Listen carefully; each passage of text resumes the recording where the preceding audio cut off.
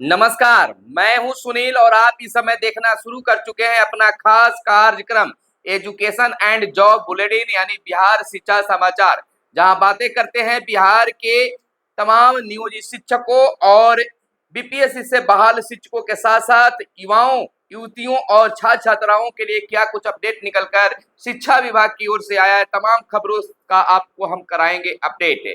तो हम आपको बता दें कि बिहार के नियोजित शिक्षकों और बीपीएससी से बहाल शिक्षकों की लंबी मांग जो थी छठ पूजा को लेकर, छठ पूजा में छुट्टी को लेकर, तो बीते दिन दोपहर में ही शिक्षा मंत्री ने कहा कि इस पर विचार चल रही है और शाम होते होते पत्र भी निकल गया। इस पत्र में 6 नवंबर को स्कूल बंद करे किए जाने की आदेश निकाला गया है। आपको बता दें कि हमारे चैनल पर उठाए गए सवाल पर मुहर लग गई है। छठ व्रती शिक्षक अब घर पर मना सकेंगे खरना, 6 नवंबर को भी स्कूलों में रहेगी छुट्टी। लेकिन शिक्षकों को इससे भी संतुष्टि नहीं हुई है। उनका कहना है कि दीपावली कहा गया, अगर हम 10 वर्षों की छुट्टी अवकाश तालिका का रीड करें, आकलन करें, तो दीपावली से छठ तक लगातार छुट्टी रहा करता था। लेकिन इस बार जो है दशहरा से ही छुट्टियों की कटौती जारी है। दीपावली में मात्र एक दिन। और सरकार को यह भी सोचनी चाहिए कि जिस प्रकार से बीपीएससी शिक्षकों की बहाली की है, बीपीएससी पास जो शिक्षक हैं वह उत्तर प्रदेश, झारखंड, दिल्ली और कई राज्यों के हैं। क्या दीपावली के एक दिन की छुट्टी में वो अपने घर जा पाएंगे? बिल्कुल नहीं। इन तमाम चीजों को ख्याल शिक्षा विभाग और बिहार सरकार को रखनी चाहिए और तब अवकाश तालिका का घोषणा करना चाहिए। खैर, शिक्षकों की एक दिन छुट्टी मिलने से राहत मिली है।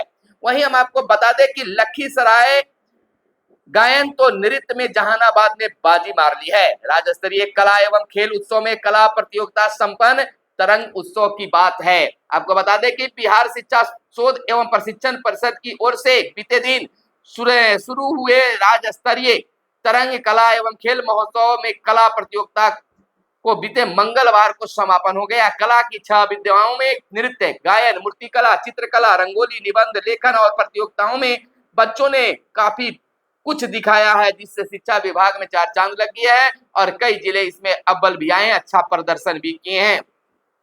वहीं बिहार के शिक्षा मंत्री का एक बड़ा बयान आ गया है। उन्होंने मीडिया से कहा है, मीडिया के द्वारा पूछे गए बयान में उन्होंने कहा है कि सक्षमता पास नियोजित शिक्षकों का जल्द तबादला किया जाएगा और जिस सॉफ्टवेयर का निर्माण किया जा रहा है वह 1 से 2 दिनों 4 दिनों के अंदर में वो बनकर तैयार हो जाएगा। फिर उसका ट्रायल किया जाएगा और उसके बाद इस शिक्षा कोष के माध्यम से शिक्षकों का आवेदन मांगा जाएगा। जो चाहते हैं वह इसमें आवेदन करेंगे पोस्टिंग को लेकर, तबादला को लेकर। तो इसमें बीपीएससी से नियुक्त शिक्षक भी होंगे और बिहार में बहाल नियोजित शिक्षक जो सक्षमता 1 पास कर गए हैं उनके लिए आवेदन मांगे जाएंगे, जिसमें 20 दिनों की बात कही गई है कि 20 दिनों उन्हें समय दिया जाएगा।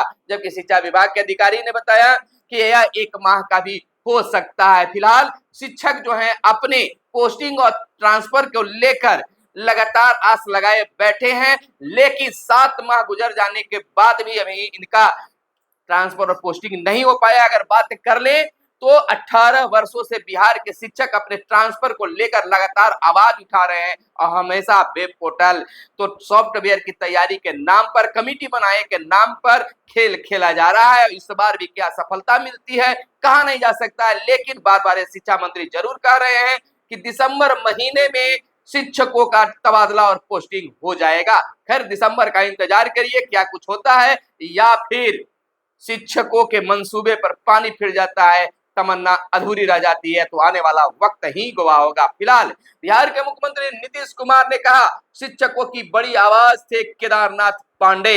मुख्यमंत्री नीतीश कुमार ने कहा कि पूर्व विधान पार्षद और बिहार माध्यमिक शिक्षक संघ के पूर्व अध्यक्ष केदारनाथ पांडे महान शिक्षाविद, कुशल राजनेता और समाज सेवी थे। शिक्षा हित में काम करने वालों में से बड़ी आवाज थे। मुख्यमंत्री ने स्वर्गीय पांडे की दूसरी पुण्यतिथि यानी 23 अक्टूबर के मौके पर अपना संदेश भेजकर उन्हें श्रद्धांजलि अर्पित की है। तो सचमुच में शिक्षकों के लिए केदारनाथ पांडे बेहतर काम किए हैं, शिक्षक आज भी याद करते हैं। इधर इंटर और मैट्रिक परीक्षा के लिए 28 तक आप आवेदन कर सकते हैं। बिहार विद्यालय परीक्षा समिति ने इंटर और मैट्रिक वार्षिक परीक्षा 2025 के लिए ऑनलाइन आवेदन की तिथि में विस्तार कर दिया गया है। अब अभ्यर्थी विलंब शुल्क के साथ 28 अक्टूबर तक आवेदन कर सकते हैं। 26 तक शुल्क जमा किया जाएगा। जिन विद्यार्थियों का शुल्क जमा करने के बाद भी किसी कारणवश आवेदन करना छूट जाता है तो शुल्क जमा करने की अंतिम तिथि के 2 दिनों के बाद यानी 28 अक्टूबर तक वह आवेदन कर सकते हैं।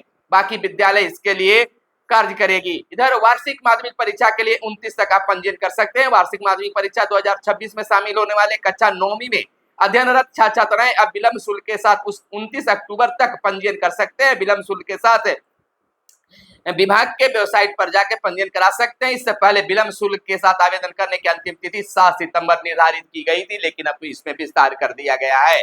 वहीं हम आपको बता दें कि प्रारंभिक कक्षाओं की अर्धवार्षिक परीक्षा का रिजल्ट 4 को जारी किया जाएगा। जैसा कि आप जानते हैं कि बिहार के सरकारी विद्यालय प्रारंभिक और मध्य विद्यालय जो है यानी कि प्राथमिक विद्यालय मध्य विद्यालय में अर्धवार्षिक परीक्षा हुई, लेकिन बहुत सारे छात्र जो है इस परीक्षा में शामिल नहीं हुए, उनको दूसरा मौका दिया गया और उस मौके के बाद अब रिजल्ट जो है 4 तारीख को जारी करने की बातें आ गई है। छात्रों की उपस्थिति रिपोर्ट पर जांच के बाद एचएम सस्पेंड कर दिए गए यानी निलंबित कर दिए गए। अपर सचिव की जांच में मिड डे मील के दौरान पाई गई थी काफी अनियमितता, तो शक्ति विभाग के द्वारा बरता गया है। आपको बता दें कि अन्य संबंधित अफसर व कर्मियों पर भी कार्रवाई की तैयारी चल रही है। पूछा गया है स्पष्टीकरण। विद्यालय में एमडीएफ जांच के दौरान कम मात्रा में भोजन आपूर्ति का हुआ था बड़ा खुलासा। छात्रों की वास्तविक संख्या से अधिक उपस्थिति बताई गई थी। जांच समिति को देनी है 45 दिनों की इसकी रिपोर्ट, उसके बाद विभिन्न कार्रवाई की जाएगी। इधर काफी अच्छी तैयारी चल रही है इंटरमीडिएट सेंटर परीक्षा को लेकर, और बता दें आपको कि इंटरमीडिएट सेंटर परीक्षा 11 नवंबर से होगी। सेंटर परीक्षा में उत्तीर्ण विद्यार्थी ही मुख्य परीक्षा में शामिल होंगे, यानी कि वह जो स्कूल में परीक्षा ली जाती है उस परीक्षा में जो सफल होंगे वही आपको बोर्ड के परीक्षा में भाग ले सकते हैं। इधर डीएलएड में दाखिले को तीसरी सूची भी जारी कर दी गई है। बिहार विद्यालय परीक्षा समिति ने डीएलएड संयुक्त प्रवेश परीक्षा के आधार पर राज्य के गैर सरकारी डीएलएड प्रशिक्षण संस्थानों में नामांकन के लिए तीसरी चयन सूची बीते दिन जारी कर दी है, जिससे उम्मीदवारों में अभ्यर्थियों में काफी खुशी है। वहीं पीएम पर अमर्यादित टिप्पणी करने वाली शिक्षिका को निलंबित कर दी गई है। इसमें ट्रांसलेशन के रूप में पीएम मोदी के बारे में कहा गया था। छात्रों को पढ़ाने के दौरान प्रधानमंत्री के संबंध में अमर्यादित भाषा का प्रयोग कर टास्क देने वाली आरोपित शिक्षिका को विभाग ने तत्काल प्रभाव से निलंबित कर दिया है। उनके खिलाफ विभागीय कार्रवाई चलाने और प्रपत्र को गठित करने का आदेश भी दिया गया है। निलंबित अवधि में शिक्षिका का मुख्यालय बरौली बनाया गया है। मालूम हो कि गत 5 अक्टूबर को प्रखंड के upgrade high school Jaitpur Rudrapur की शिक्षिका सुल्ताना खातून ने 9वीं कक्षा के छात्रों को प्रधानमंत्री नरेंद्र मोदी 10 वर्षों से देश के लोगों को मूर्ख बना रहे हैं का अंग्रेजी अनुवाद करने का टास्क दिया था, जिसमें बच्चे अपने घर जाकर अपने अभिभावकों को गार्जियन के माता पिता को बताया, जिसका बड़ा खुलासा हुआ। लोग पीओ से कंप्लेन किए और उसके बाद जांच चली, स्पष्टीकरण मांगा गया, लेकिन शिक्षिका द्वारा स्पष्टीकरण का जवाब समय पर नहीं दिया गया। उसके बाद यह पत्र निकाला गया है, आदेश निकाला गया है। वहीं हम आपको बता दें कि उत्कृष्ट शिक्षकों का चयन 100 अंकों के आधार पर होगा। सभी प्रखंडों से एक शिक्षक हर माह सम्मानित भी किए जाएंगे, तो यह पहल शिक्षा विभाग का जो है काफी बेहतर माना जा रहा है। सेंटर परीक्षा में उत्तीर्ण छात्र ही मुख्य परीक्षा में होंगे शामिल, जैसा मैं आपको बताया, तो इस पर खास अभिभावकों को विद्यार्थियों को भी इस पर ध्यान देना चाहिए। एक बड़ी बात, जिस प्रकार से बिहार के तमाम शिक्षकों का यानी 6 लाख से भी ज्यादा शिक्षकों का ऑनलाइन अटेंडेंस बनाया जा रहा है, उसके आधार पर वेतन का भुगतान किया जा रहा है, आउट और इन दोनों बनाया जा रहा है। उसी प्रकार से शिक्षा सेवकों को भी ऑनलाइन हाजिरी के आधार पर ही मानदेय दिया जाएगा। शिक्षा सेवकों तालीमी मरकज को 1 दिसंबर 2024 से ई शिक्षा कोष पोर्टल पर ऑनलाइन हाजिरी के आधार पर ही मानदेय का भुगतान किया जाएगा। 23 अक्टूबर से 30 नवंबर तक मोबाइल पर ई उपस्थिति की व्यवस्था का ट्रायल चलेगा। इसको लेकर शिक्षा विभाग का जन शिक्षा निदेशालय ने सभी जिला शिक्षा पदाधिकारी और जिला कार्यक्रम पदाधिकारियों को निर्देश भी जारी किया गया है। तो हम आपको बता दें कि लगातार जो है शिक्षक अपनी पोस्टिंग और ट्रांसफर को लेकर मांगे उठा रहे हैं, लेकिन अब तक उनकी इच्छा पूरी नहीं हुई है। खैर, छठ की छुट्टी 1 दिन बढ़ा दी गई है, तो इसमें भी कुछ खुशियां मना लें और विद्यालय से अपने घर में छठ मनाएं, हर्षोल्लास के साथ अपने घर पर रखकर छठ मनाएं। फिलहाल हम आपसे विदा लेते हैं और मिलेंगे अगले वीडियो में। तब तक के लिए आप अपने आपको बड़ा ख्याल रखिएगा, स्वस्थ रहिएगा। मिलेंगे अगले वीडियो में, तब तक के लिए दीजिए इजाजत। जय हिंद, जय भारत, वंदे मातरम।